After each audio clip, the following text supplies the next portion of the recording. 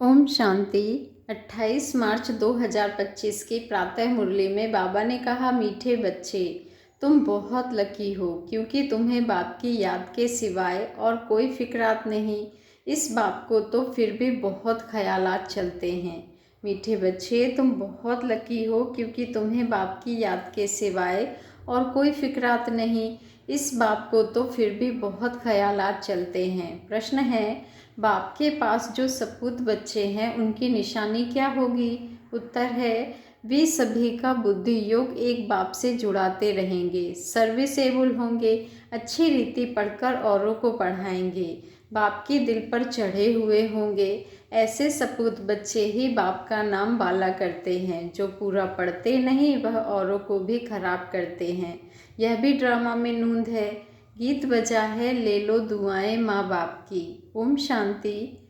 हर एक घर में माँ बाप और 2-4 बच्चे होते हैं, फिर आशीर्वाद आदि मांगते हैं। वह तो हद की बात है।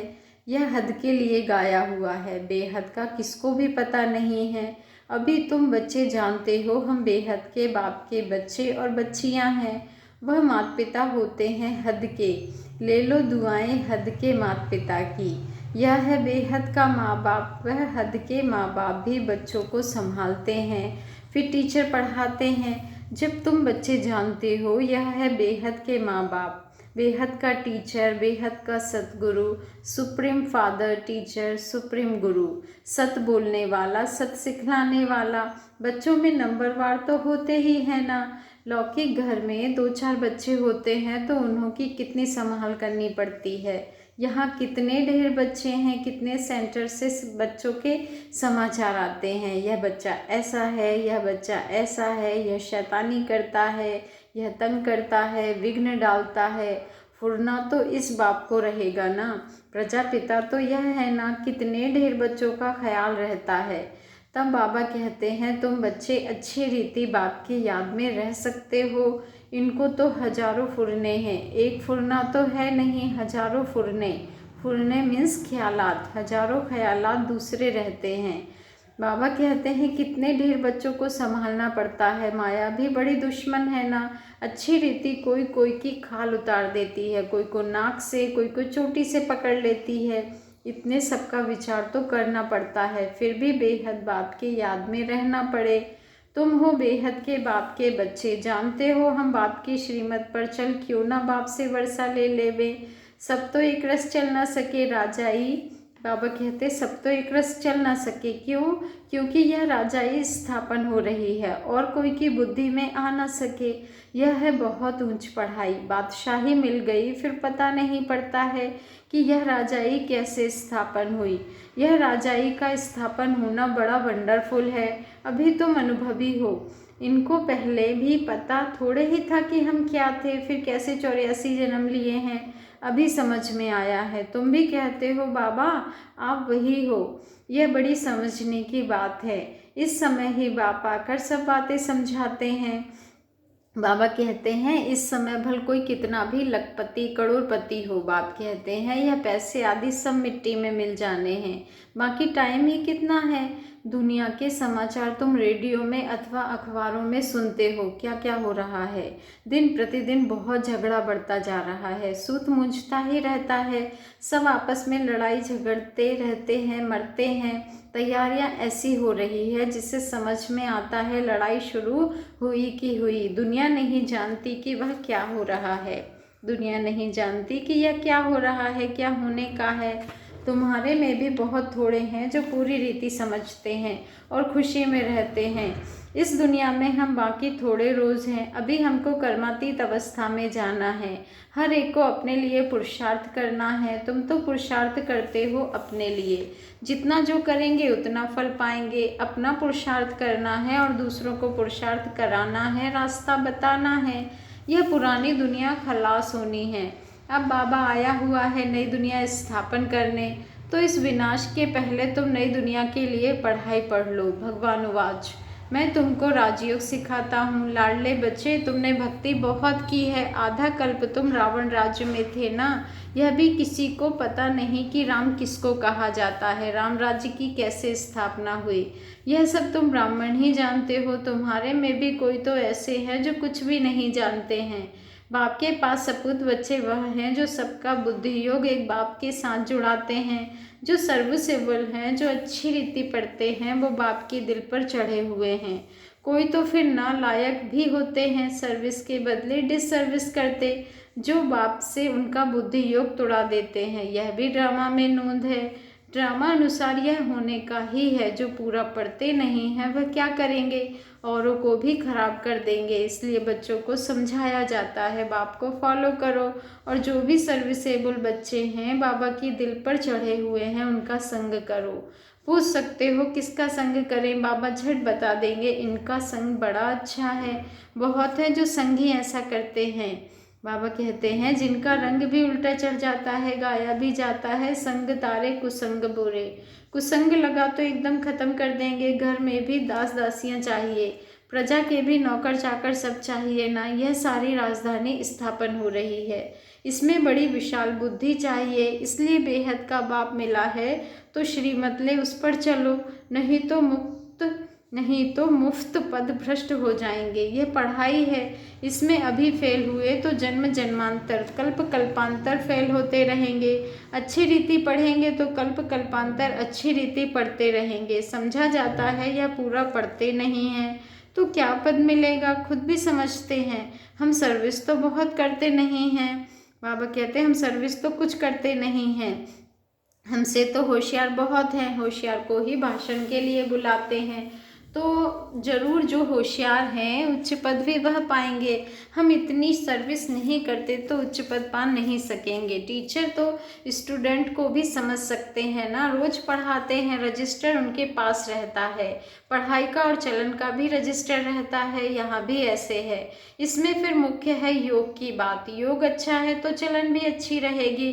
पढ़ाई में फिर कहाँ अहंकार आ जाता है। इसमें सारी गुप्त मेहनत करनी है, याद की।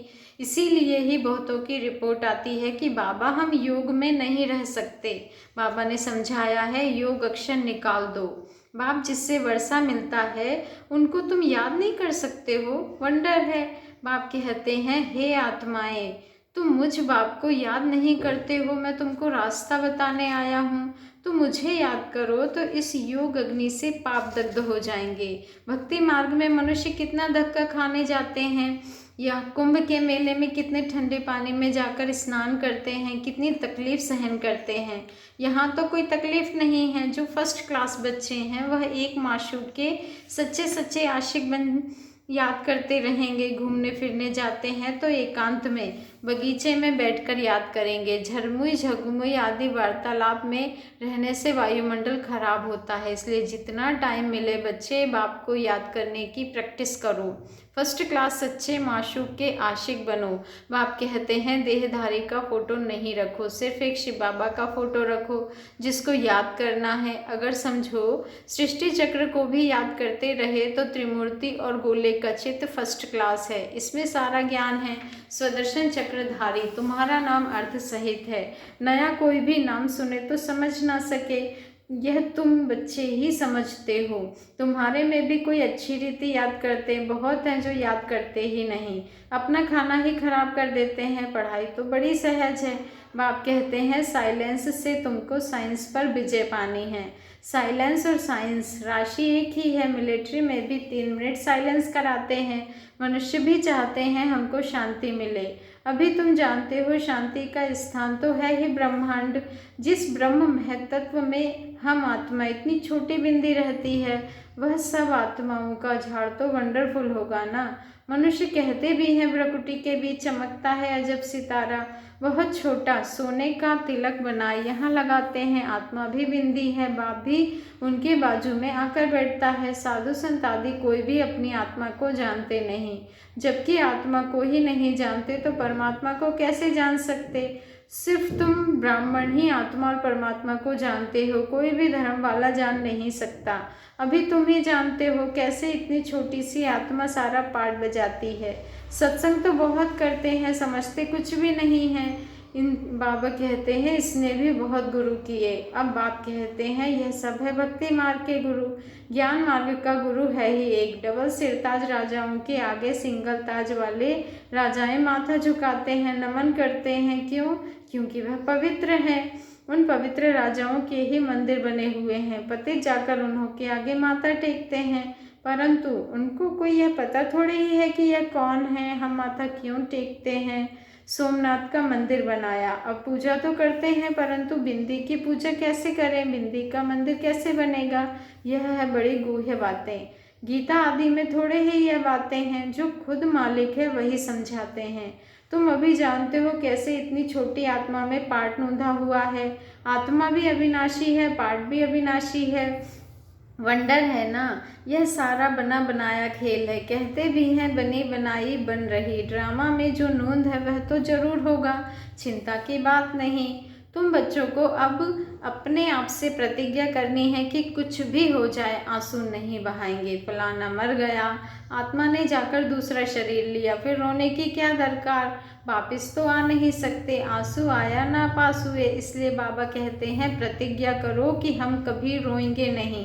परवाह थी पार ब्रह्म में रहने वाले बाप की, वह मिल गया तो बाकी क्या चाहिए। बाप कहते हैं तुम सिर्फ मुझे याद करो, तुम मुझ बाप को याद करो, मैं एक ही बार आता हूँ यह राजधानी स्थापन करने के लिए। इसमें लड़ाई आदि की कोई बात नहीं। गीता में दिखाया है लड़ाई लगी, सिर्फ पांडव बचे।